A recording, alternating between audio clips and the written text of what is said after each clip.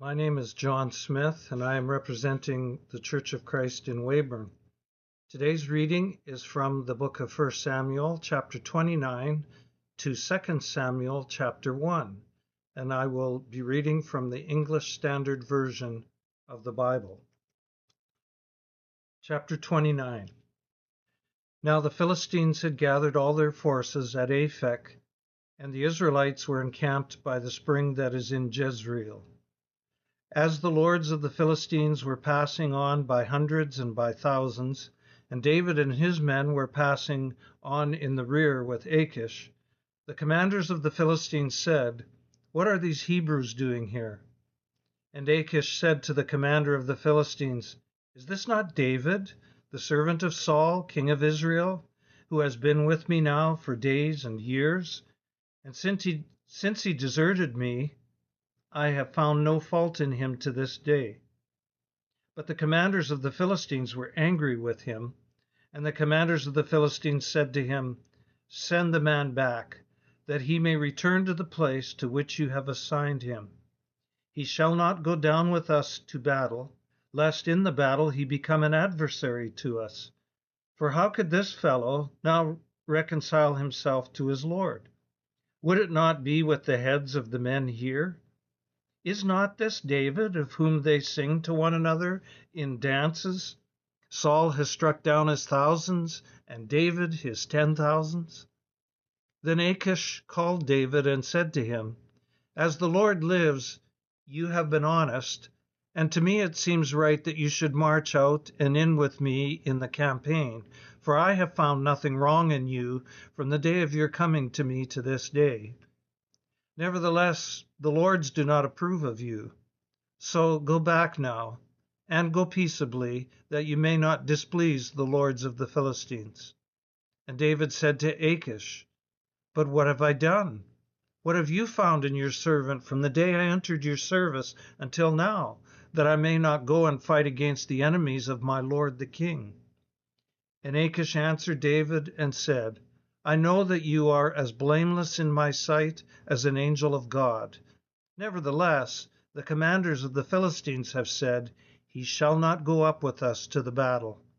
Now then, rise early in the morning with the servants of your Lord who came with you, and start early in the morning and depart as soon as you have light." So David set out with his men early in the morning to return to the land of the Philistines. But the Philistines went up to Jezreel. Chapter 30. Now when David and his men came to Ziklag on the third day, the Amalekites had made a raid against the Negeb and against Ziklag. They had overcome Ziklag and burned it with fire, and taken captive the women and all who were in it, both small and great. They killed no one, but carried them off and went their way. And when David and his men came to the city, they found it burned with fire, and their wives and sons and daughters taken captive. Then David and the people who were with him raised their voices and wept until they had no more strength to weep. David's 2 wives also had been taken captive, Ahinoam of Jezreel and Abigail the widow of Nabal of Carmel. And David was greatly distressed, for the people spoke of stoning him, because all the people were bitter in soul, each for his sons and daughters. But David strengthened himself in the Lord his God. And David said to Abiathar the priest, the son of Ahimelech, "Bring me the ephod." So Abiathar brought the ephod to David, and David inquired of the Lord, "Shall I pursue after this band? Shall I overtake them?" He answered him, "Pursue, for you shall surely overtake and shall rescue."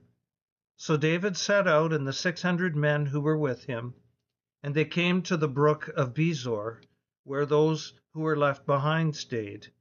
But David pursued, he and 400 men. 200 stayed behind, who were too exhausted to cross the brook Bezor. They found an Egyptian in the open country and brought him to David. And they gave him bread, and he ate. They gave him water to drink, and they gave him a piece of cake of figs and 2 clusters of raisins. And when he had eaten, his spirit revived, for he had not eaten bread or drunk water for 3 days and 3 nights. David said to him, "To whom do you belong, and where are you from?" He said, "I am a young man of Egypt, servant to an Amalekite, and my master left me behind because I fell sick 3 days ago.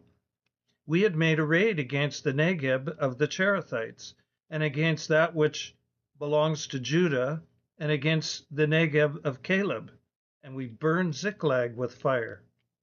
And David said to him, "Will you take me down to this band?"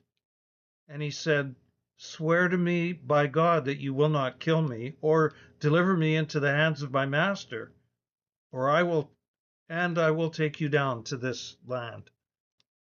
And when he had taken him down, behold, they were spread abroad over all the land, eating and drinking and dancing, because of all the great spoil they had taken from the land of the Philistines and from the land of Judah. And David struck them down from twilight until the evening of the next day, and not a man of them escaped, except 400 young men who mounted camels and fled. David recovered all that the Amalekites had taken, and David rescued his 2 wives. Nothing was missing, whether small or great, sons or daughters, spoil or anything that had been taken. David brought back all. David also captured all the flocks and herds, and the people drove the livestock before him and said, "This is David's spoil." Then David came to the 200 men who had been too exhausted to follow David and who had been left at the brook Besor. And they went out to meet David and to meet the people who were with him. And when David came near to the people, he greeted them. Then all the wicked and worthless fellows among the men who had gone with David said, "Because they did not go with us, we will not give them any of the spoil that we have recovered, except that each man may lead away his wife and children and depart." But David said, "You shall not do so, my brothers, with what the Lord has given us. He has preserved us and given into our hand the band that came against us. Who would listen to you in this matter? For as his share is who goes down into the battle, so shall his share be who stays by the baggage. They shall share alike." And he made it a statute and a rule for Israel from that day forward to this day. When David came to Ziklag, he sent part of the spoil to his friends, the elders of Judah, saying, "Here is a present for you from the spoil of the enemies of the Lord." It was for those in Bethel, in Ramoth of the Negeb, in Jatir, in Arior, in Siphmoth, in Eshtemoa, in Rakal, in the cities of the Jerahmeelites, in the cities of the Kenites, in Hormah, in Borashan, in Athak, in Hebron, for all the places where David and his men had roamed.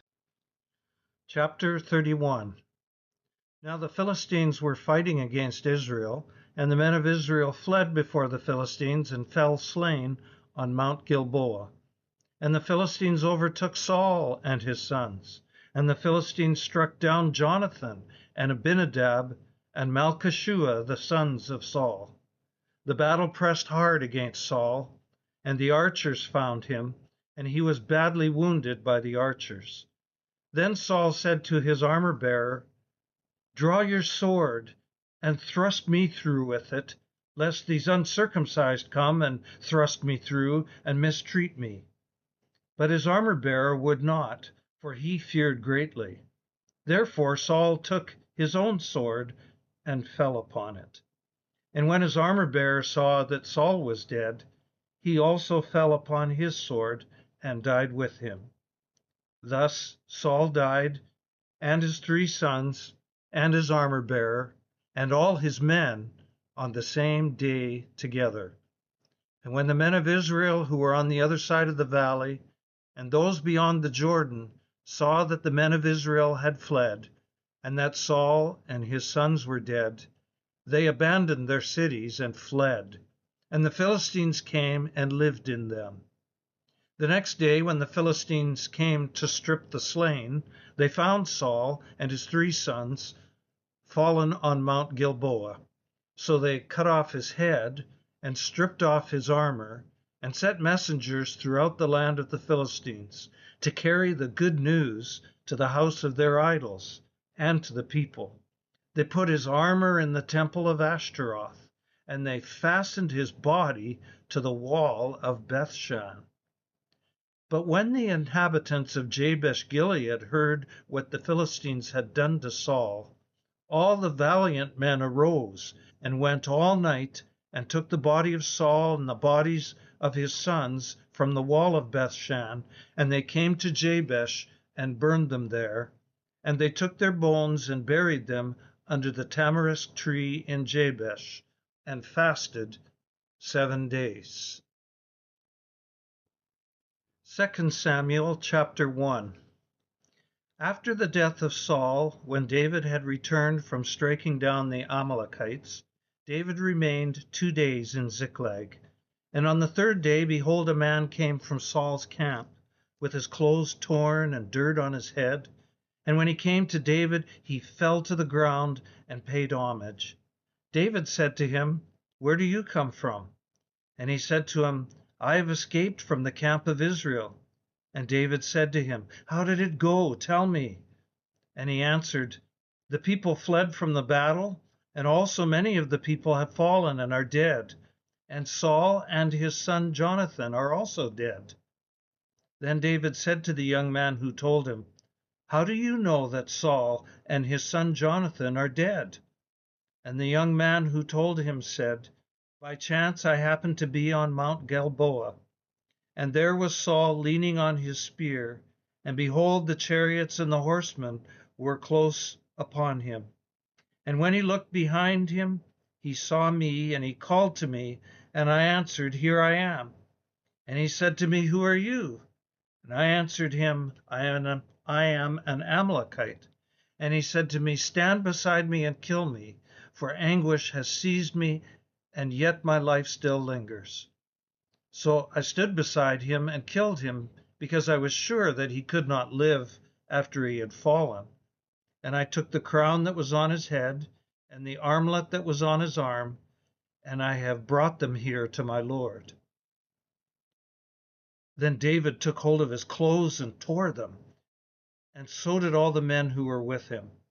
And they mourned and wept and fasted until evening for Saul and for Jonathan his son, and for the people of the Lord, and for the house of Israel, because they had fallen by the sword.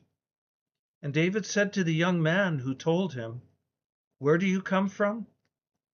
And he answered, "I am the son of a sojourner, an Amalekite." David said to him, "How is it you were not afraid to put out your hand to destroy the Lord's anointed?"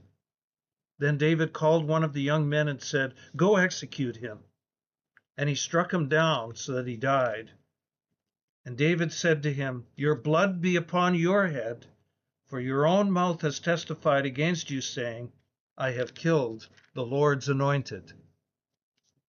And David lamented with this lamentation over Saul and Jonathan his son, and he said it should be taught to the people of Judah. "Behold, it is written in the book of Jeshar," he said, "Your glory, O Israel, is slain on your high places. How the mighty have fallen! Tell it not in Gath, publish it not in the streets of Ashkelon, lest the daughters of the Philistines rejoice, lest the daughters of the uncircumcised exult. You mountains of Gilboa, let there be no dew or rain upon you, nor fields of offerings, for there the shield of the mighty was defiled, the shield of Saul, not anointed with oil. From the blood of the slain, from the fat of the mighty, the bow of Jonathan turned not back, and the sword of Saul returned not empty. Saul and Jonathan, beloved and lovely, in life and in death they were not divided. They were swifter than eagles, They were stronger than lions. You daughters of Israel, weep over Saul, who clothed you luxuriously in scarlet, who put ornaments of gold on your apparel. How the mighty have fallen in the midst of battle. Jonathan lies slain on your high places. I am distressed for you, my brother Jonathan. Very pleasant have you been to me. Your love to me was extraordinary, surpassing the love of women. How the mighty have fallen, and the weapons of war perished. The word of the Lord.